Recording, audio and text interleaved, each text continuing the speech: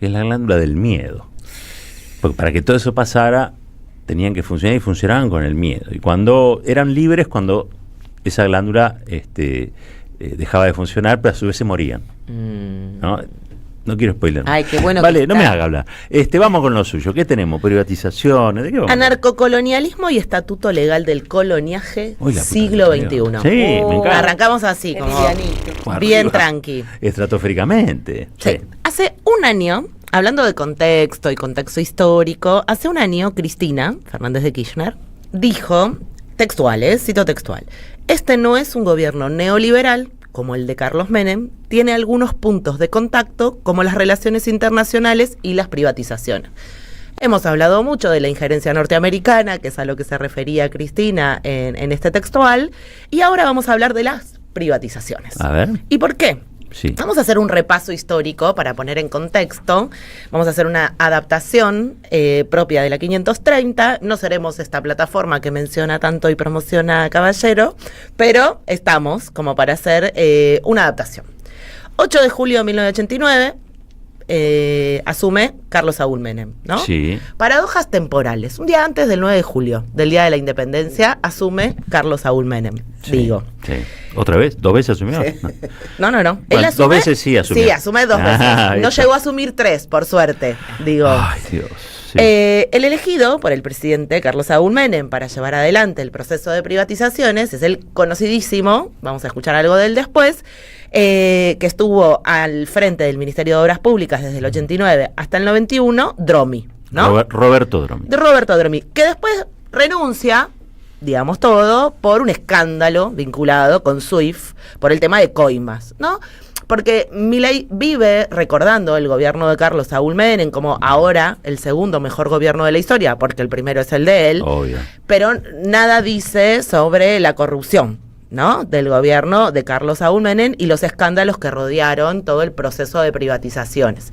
Vamos a escuchar algo que decía Dromi en ese decálogo menemista, como llamó él, en 1989, antes de mandar la ley de reforma del Estado escrita por Barra. Mira, es fuerte esto. ¿Están preparados para escucharlo? ¿Lo tenemos? Déjame que le avise. Lo que vamos a escuchar marcó, a mi generación nos marcó muchísimo, muchísimo. Salón Dorado.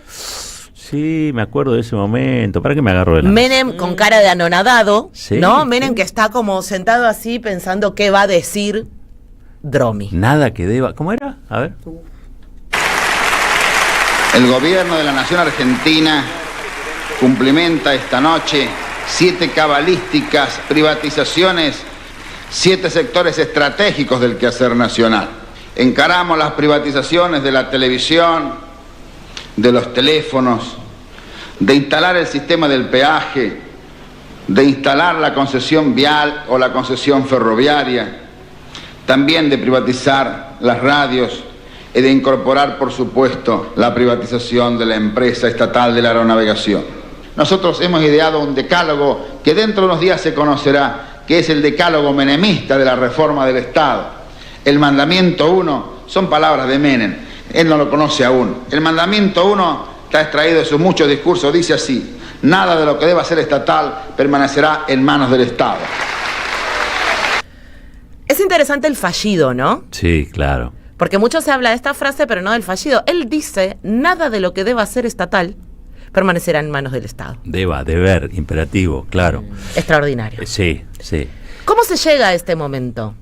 Se llega a este momento a partir de una ley. Como les decía recién, la ley de reforma del Estado asume Menem en julio y en agosto se discute en el Congreso de la Nación la ley de reforma del Estado. ¿Y saben quién escribió esa ley? ¿Quién? Rodolfo Barra.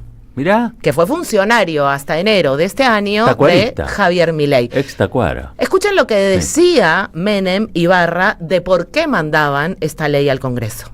Habíamos resuelto ya que en esta larga timba de muchos años, donde el Estado fue punto permanente, bueno, nos hemos retirado de la timba y ahora son los otros que tienen que estar en este juego del cual no nos interesa participar.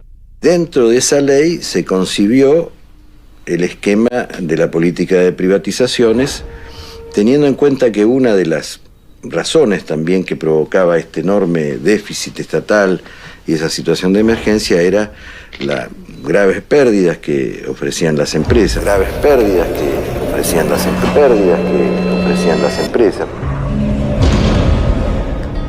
17 de agosto, vuelvo a las paradojas temporales, ¿no? 17 de agosto, seamos libres, que lo demás no importa nada, y ese día se sanciona la ley enviada por el Poder Ejecutivo y redactada por Barra, que fue el procurador del Tesoro hasta enero de este año de Javier Milei. Gran administrativista del Estado, digamos, ¿no? Un cerebro, desgraciadamente, siempre jugando en contra de los intereses populares, pero... Y acá le quiero contar... Sí. Archivística pura, ley 23.696 se sanciona, como les dije, el 17 de agosto, pero se publica el 23 y entra en vigencia. Yo me puse a revisar el debate completo que se dio en 3 momentos, o sea, no fue solo una sesión, sino que fue una sesión bastante extensa, muy parecido al debate de la ley bases, muy parecido, y me tomé el trabajo de traerle tips de lo que se decía y cuál era el debate y la discusión. Reforma del Estado, refundar el Estado, cuál era el rol del Estado para quienes defendían siempre el proyecto del Ejecutivo. Era ineficiente, crecimiento elefantiástico. Díganme si les suena todo esto de la discusión de la ley bases. Volumen desmedido del Estado, es necesario desregularlo, el Estado es OPA, dirigista, regulatorio, no hay disciplina fiscal, solo debe hacerse cargo de la seguridad.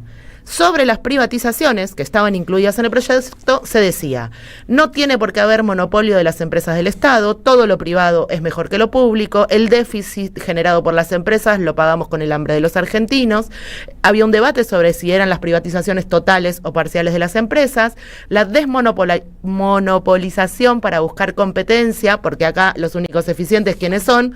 Los empresarios, se favorecía a los grupos económicos en detrimento del Estado, pero se decía que el saneamiento de las empresas era necesario, ¿para qué? Para cumplir con el déficit fiscal. Era una ley ómnibus, moderna, refunda, el fatalismo como inspirador de esa ley, ¿no? Esta idea de vamos hacia el apocalipsis, entonces tenemos que hacer esta ley, déficit fiscal, hay que hacer el sacrificio, es el fin en sí mismo el sacrificio para luego ir hacia la tierra prometida, el estatismo socializante, economía, déficit fiscal, hiperinflación, flagelo de la inflación, todos textuales del debate, ¿eh? Hablaban de 4 décadas de malos gobiernos. En aquel tiempo eran 4 décadas. Ahora serían 8, claro. ¿no? Ya tienen que empezar a decir 8. La urgencia por sacar el proyecto, ¿a qué estaba asociada? A la emergencia económica, al instrumento y la herramienta indispensable que necesitaba el presidente para la gobernabilidad. Hablaban de delegación de facultades, todos decían que no estaban de acuerdo, pero la votaban igual porque se necesitaba la herramienta para la gobernabilidad, y hablaban de la imagen positiva del presidente, de la generación de expectativa, de la batalla cultural y de que ya se había perdido en la sociedad y en la opinión pública la posibilidad de defender las empresas estatales. Bueno, todo esto se discutía en el debate de la Ley de Reforma del Estado en 1989. Y lo que termina pasando cuando se sanciona esa ley, solo les recuerdo algunas: Aerolíneas Argentinas en manos españolas, ¿sí? La gestión de los franceses en aguas argentinas, YPF en manos de la española Repsol, la destrucción absoluta del sistema ferroviario nacional, Gas del Estado con un tipo trucho, ¿no? Si pensamos en la ley bases y en Cuader, recordemos el diputado trucho levantando la manita y votando. Creo que se llamaba Kenan, el personaje en cuestión. Y levantaba la manita. ¿No era Kenan? La pregunta es, ¿por qué estamos hablando de esto hoy? Dirá usted, 2 de mayo. ¿Por qué estamos hablando de esto hoy, 2 de mayo? Porque hace 2 días, Mauricio Macri, el expresidente de la Nación, lo corrió por derecha a Javier Milei. Y dijo esto sobre las privatizaciones. Hay un mandato. Avancemos más rápido, así el resultado llega antes. Y la gente nos sigue teniendo que poner el hombro confiando en que esta vez va a funcionar. Lo siente, lo percibe. O sea, tenemos un mandato. En mi época no se podía hablar de cerrar una empresa pública. Hoy a la gente ha dicho, hagan lo que quieran, Milei. Motosierra. Y en 1 año y medio no se cerró una empresa del Estado. El 90% no sirven para nada. Si tenés... No se cerró ni una empresa del Estado, está indignado el expresidente de la Nación. Lo quiere correr a él. Es lo mismo que le hicieron a él, ¿no? Los libertarios le hicieron está ocupando ese rol, quiere, no le da. Yo creo que ya no le da la nafta, pero los invito a escuchar para mostrar también por qué estamos escuchando lo que pasaba ya por el 89, para que nadie crea que todo es novedad. Salón Dorado, ni bien asume Javier Milei, 20 de diciembre, una fecha muy emblemática, daba un discurso en el Salón Dorado sin el público presente como tuvo Carlos Saúl Menem, pero miren lo que decía. A ver. Un aspecto central del fracaso de los últimos 100 años es la injerencia del Estado que ha tenido en la vida de los ciudadanos. Derogación de la normativa que impide la privatización de las empresas públicas. Derogación del régimen de sociedades del Estado. Transformación de todas las empresas del Estado en sociedades anónimas para su posterior privatización. Modificación de la ley de sociedades para que los clubes de fútbol puedan convertirse en sociedades anónimas si así lo quisieran. Desregulación de los servicios de internet satelital para permitir el ingreso de empresas como Starlink. Bueno, ya sabemos que no va por los canales ni las radios porque no quedan. Ya hizo lo propio con el sistema público, pero habilita, ¿no?, Starlink para su amigo, entre comillas, Elon Musk. Y miren lo que decía con Majul, Javier Milei. Vamos a privatizar todas las empresas del Estado que se puedan privatizar. Todo lo que se pueda privatizar, lo vamos a privatizar. O sea, la función del Estado no es ser empresario. No es ser empresario, porque la lógica del empresario, lo que lo mueve... ¿Sabes cuál es? ¿Conoces el chiste ese? ¿Cuál es el órgano más sensible del ser humano? La billetera. El bolsillo, claro. Bueno, el empresario lo tiene exacerbado. Entonces, si vos tenés pérdidas, ¿qué es lo que pasa? Perdés tu capital. Entonces te movés y le buscás la vuelta, salís, no sé, hacés lo que fuera, pero... Y de última, si perdés, el problema te queda en vos. El problema con el Estado es que cuando pierde plata, te pasa la cuenta y se agranda encima. Entonces no funciona, el sistema de incentivos no funciona. Es un oxímoron hablar de empresa del Estado, no existe eso. Entonces, todo lo que está, digamos, se pueda traspasar al sector privado, va a ser traspasado al sector privado. Ahora, bueno, el eco de Dromi, el eco de Barra y el eco de Menem, ¿no? Para los que creen que hay novedad en este gobierno.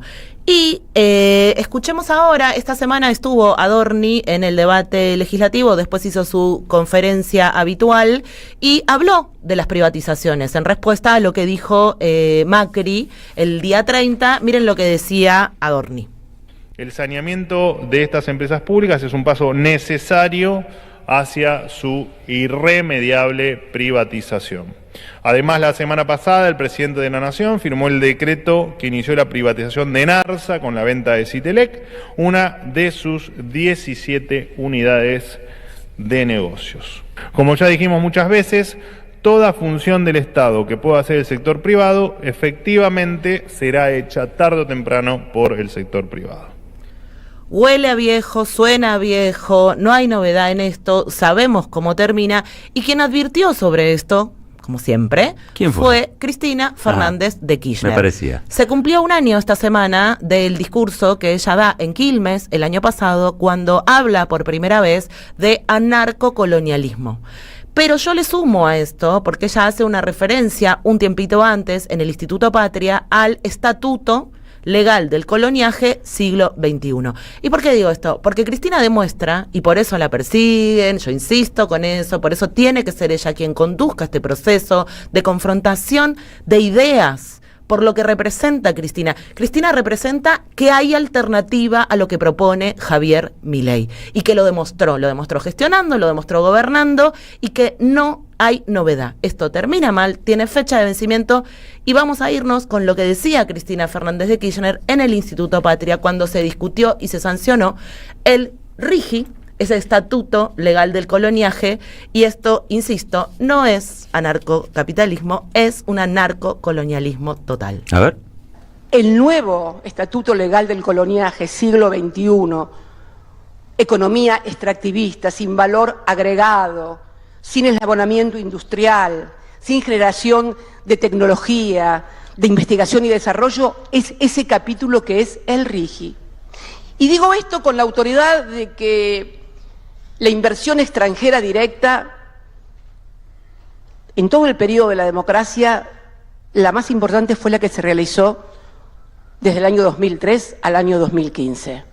Y eso que nosotros no privatizamos nada, al contrario, recuperamos Aerolíneas Argentinas y recuperamos YPF para todos los argentinos. No solo eso, lo que dijo Cristina era estratégico. Se recuperaron las AFJP para que los jubilados tuvieran sus ingresos, se recuperó aerolíneas porque estábamos pagando sueldos y estábamos pagando el gasto, el mantenimiento de esos aviones, se recuperó agua y se recuperó la energía a través de YPF. Fue estratégico la recuperación de empresas. No hay que volver a retroceder, no es necesario. Hay que revisar un poquito la historia. Muchas gracias, Vale. Nos vamos para allá y recuerden, ya lo tenemos a Rinco, que lo he visto entrar.